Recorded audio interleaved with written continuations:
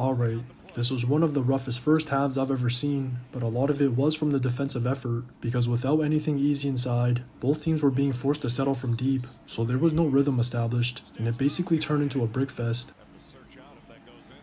The Thunder were still struggling to exploit the Nuggets 2-3, and their main adjustment was to have Zaire Caruso set a quick screen up top, because that was their best way of freeing up a lane to attack middle, or for a short to play out of.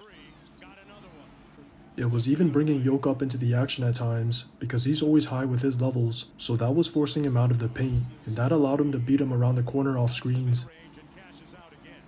They were able to get some lobs on the backside throughout the night, but more times than not, they still weren't getting much production, because whenever one of them drove, the lanes were clogged, so they were forced into a tough shot, turnover, or spray, and the others weren't quick enough on the catch to punish closeouts. Once again, their best way to generate offense was to catch the Nuggets in transition with their pace, and that started with stops, because at least their defense was just as good on the other end. Some of it was just the Nuggets not having the same level of shot making from Game 3, because they did miss some open looks, but a lot of it stemmed from the Thunder's physicality and effort, and more importantly, them sticking to their game plan on Yoke. They were shading his angles in the post, and only committing hard doubles when he put the rock down, so if he wanted to try to get into the paint, he saw a fire and tilt every time.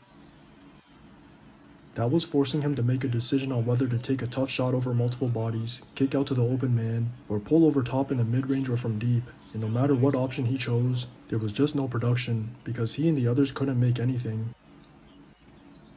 I think I counted 5 errors on the night, and Brown was the only reason they even survived the first half, because his leakouts were able to get the Thunder into the bonus early in the second, so they were constantly getting to the line whenever they got downhill.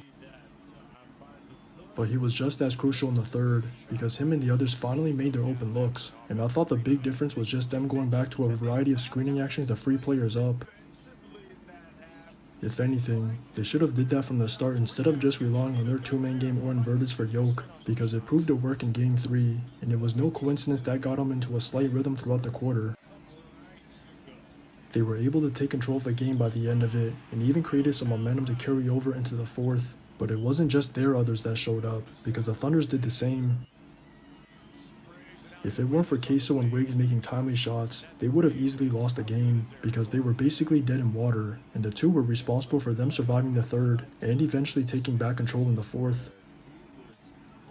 Those buckets were just enough for Shea and even Dub to come around down the wire, but as important as Queso and Wiggs were to their comeback, the whistles were just as important, because it was just their turn to get the benefit of it in the fourth. Russ had a couple unfortunate ones diving for a 50-50, and all those whistles compounding early put the Nuggets in the bonus halfway through, but what made it even worse were the free throws hurting him just as much on the other end, because Yoke and Gordon had a severe case of the free throw plague that left 5 points on the table. In total, they left 10 on the night, and in a game where points were hard to come by, that was basically the difference between a win and loss. Just watch the tape. To the rim, and the layup.